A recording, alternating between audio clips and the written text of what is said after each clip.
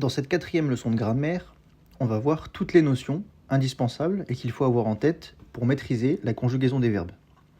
Alors on va voir la voix, les temps, les modes, les genres, les nombres, les personnes, le nom d'action, aussi appelé masdar, et les participes. Alors on va commencer par la voix. La langue arabe a deux voix. Il y a ce qu'on appelle la voix active et la voix passive. Qu'est-ce que ça veut dire ? Lorsqu'on énonce un verbe à la voix active, eh bien ça veut dire que le sujet effectue l'action. Lorsqu'on sera à la voix passive, le sujet, lui, se fait complément d'objet direct ou indirect. Une autre manière de comprendre ça, c'est que le sujet, au lieu de faire l'action, à la voix passive, le sujet subit l'action. Donc par exemple, si je prends le verbe manger, qui se dit akala, et qui correspond, comme je l'ai dit avant, à la forme conjuguée à la troisième personne du singulier, au passé. Donc akala signifie il a mangé, donc le sujet il effectue l'action de manger. Par contre, à la voix passive, et là on a vu que pour obtenir la voix passive, on change le schéma des voyelles sur le verbe, donc akala devient ukila, et donc ukila signifie le sujet se fait complément d'objet direct. Il a été mangé, et ici on est toujours au passé. Donc là pour le coup, ça se passe comme en français. Ensuite, on va voir les temps. Donc la langue arabe a deux temps. Le premier s'appelle le parfait, le deuxième s'appelle l'imparfait. Alors qu'est-ce que parfait signifie ? Le mot parfait vient du latin perfectum qui signifie accompli. Ça correspond parfaitement à ce qu'on appelle le passé puisque lorsqu'on dit qu'on effectue une action dans le passé, j'ai mangé par exemple, eh bien cette action a été faite, elle a été accomplie. Et donc à l'inverse, l'imparfait va signifier tout temps dans lequel une action n'a pas été accomplie. Donc c'est le cas pour le présent puisque si je dis je mange, ça veut bien dire que je suis en train de manger et que je n'ai pas encore accompli l'acte de manger, je ne l'ai pas terminé. Et ça peut aussi s'appliquer au futur, puisque lorsque je dis que je vais manger, ben je n'ai pas encore fait cette action, donc elle est encore moins accomplie. On pourra utiliser d'autres termes pour le parfait et l'imparfait. Pour le parfait, on utilise aussi le prétérit, c'est le mot qu'on utilise aussi pour l'anglais par exemple, ou alors tout simplement l'accompli, qui caractérise les actions qui se passent dans ce temps. Pour l'imparfait, on retrouve d'autres noms comme l'aoriste ou encore tout simplement l'inaccompli, par opposition à l'accompli. Ensuite, les modes. Alors d'abord, qu'est-ce qu'un mode ? Un mode, dans le dictionnaire, c'est une manière d'exprimer l'action d'un verbe selon l'intention ou l'attitude du locuteur, c'est-à-dire celui qui parle. Alors les intentions ou les attitudes qui existent peuvent être la réalité, la possibilité, l'ordre, le souhait, l'hypothèse, etc. Et donc en arabe, lorsqu'un verbe est conjugué soit au parfait soit à l'imparfait, eh bien, il pourra être conjugué dans différents modes. Le parfait ne peut être conjugué que dans un seul mode, qui est l'indicatif, et qui a valeur de réalité. Et pour l'imparfait, on trouve 6 modes différents qui sont l'indicatif, le subjonctif, le conditionnel, 2 énergiques qu'on appelle énergique grave et énergique léger, et enfin l'impératif. Alors ici, comme le parfait ne peut se trouver que sous le mode indicatif, eh bien pour la suite de ce cours, lorsque je dirai indicatif ou subjonctif, ce sera sous-entendu indicatif et subjonctif de l'imparfait. Ensuite, les genres. Donc l'arabe, comme le français, compte 2 genres, le masculin et le féminin. Et la particularité de l'arabe, c'est qu'elle présente une forme spécifique pour le féminin des deuxième et troisième personnes. Pour comprendre cette particularité, je vais prendre la phrase « tu manges ». Eh bien, lorsque je m'adresse à quelqu'un et que je lui dis « tu manges », en français, il n'y a aucune marque visible qui permet de savoir si je m'adresse à un homme ou une femme. Eh bien, c'est le cas avec l'arabe. Si je veux dire « tu manges » mais que je parle à un homme, eh bien je dirai « ta'kulu ». Et si je m'adresse à une femme, eh bien ce sera « ta'kulina ». Et donc, la marque du féminin ici est la terminaison « ina ».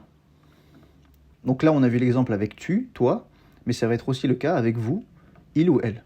La marque du sujet sera présente dans la forme de conjugaison du verbe. Ensuite, les nombres. Contrairement au français où on ne compte que le singulier et le pluriel, l'arabe compte un nombre supplémentaire qu'on appelle le duel. Alors qu'est-ce que ça signifie ? Le singulier correspond à une seule personne.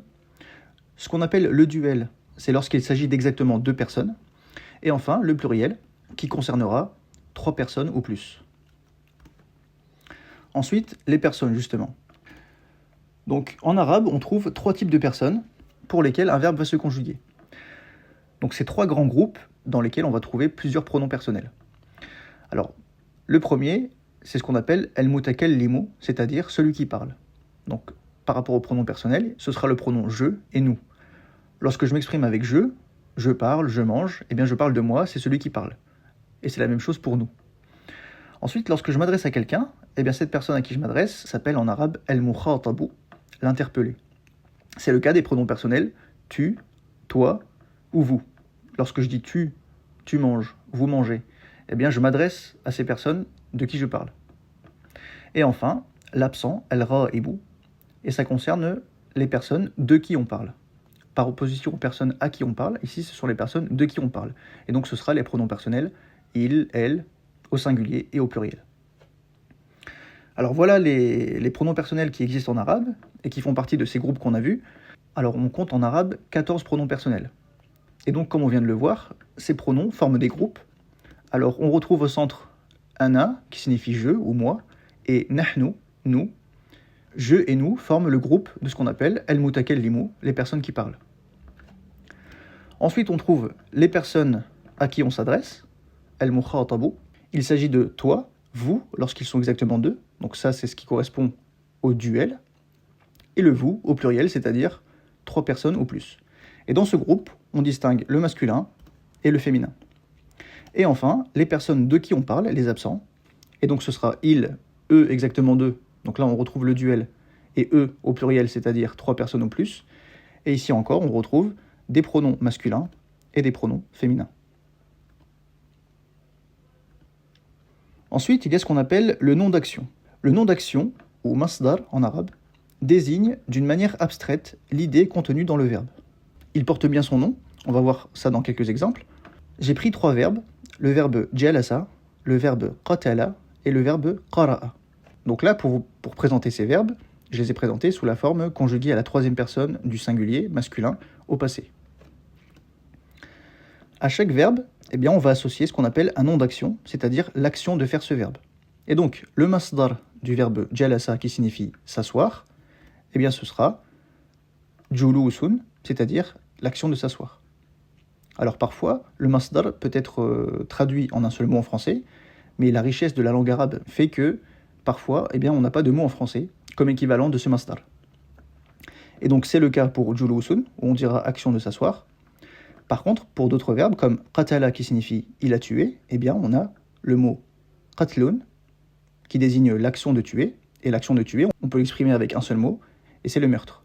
Enfin, qara'a signifie il a lu, et donc l'action de lire, c'est-à-dire qira'atun, eh bien c'est tout simplement de la lecture. Alors il n'y a pas de règle fixe pour déterminer à partir d'un verbe son nom d'action, mais on verra par la suite pas mal de cas où on donnera les masdar, et donc ils seront à retenir au fur et à mesure. Enfin, pour terminer, les participes. La langue arabe a 2 participes, le participe actif, qu'on appelle aussi nom d'agent, et le participe passif, qu'on appelle aussi le nom de patient. Pour comprendre, on va prendre le verbe kataba, qui signifie il a écrit, et qui correspond en français au verbe écrire. Donc, on va dire que le verbe kataba, son participe actif c'est kaatibun, et son participe passif ce sera maktoubun. Et donc là, on reconnaît des formes qu'on a vues avec le verbe fasala, qui est notre racine de base tout au long de ce cours. On peut donc dire que kataba est de la forme fasala, kaatibun est de la forme fasilun, et maktoubun est de la forme mafsulun. Le verbe signifie il a écrit, puisque c'est le verbe conjugué au passé pour il, 3e personne masculin au singulier. Kaatibun signifie écrivant, et maktoubun signifie écrit. Alors lorsqu'on donne des mots comme ça, c'est pas forcément évident à comprendre, donc voyons ça plus en détail avec une simple phrase qui est ana, c'est-à-dire moi ou je, kaatibun. Donc là, on se trouve dans un cas où le verbe être est sous-entendu. Donc il n'y a pas de verbe dans cette phrase, mais cette phrase signifie je suis écrivant. Et dans cette phrase, le participe actif, donc kaatibun, c'est écrivant qu'on a ici. Mais qu'est-ce que ça veut dire je suis écrivant ? Ça veut dire je suis en train d'écrire. Je suis en train d'effectuer l'action d'écrire. Dans cette phrase, je suis agent de l'action. D'où le nom d'agent. Dans la phrase ana maktoubun, cette fois il s'agit du participe passif. Donc maktoubun, dans la phrase, c'est écrit. Qu'est-ce que ça veut dire je suis écrit ? C'est-à-dire que je suis en train d'être écrit. Autrement dit, je subis l'action d'écrire. Et donc, dans la phrase, je suis l'objet patient de l'action. D'où le nom de patient.